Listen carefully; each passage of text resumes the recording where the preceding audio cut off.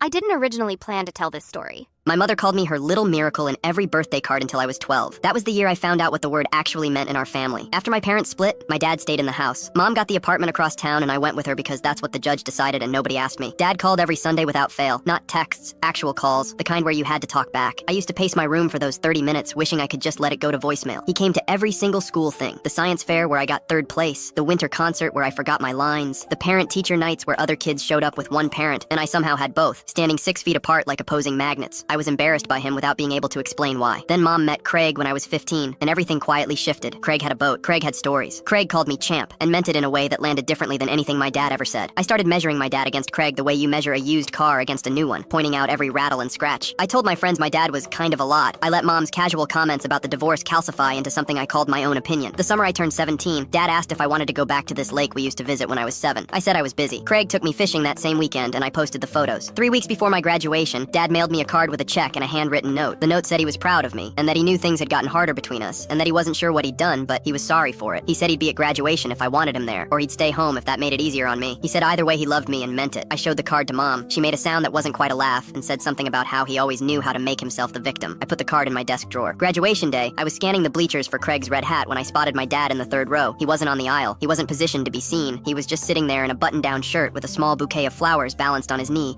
watching the processional with this expression I didn't have a word for yet. Not sad, exactly. Something quieter than sad. I looked at him for a long time without him knowing. He clapped for every single name called before mine. I watched him do it. Not the polite 2-second clap people do when they're waiting. Real applause for strangers' kids for the full duration, every time. When they called my name, he stood up. He was the only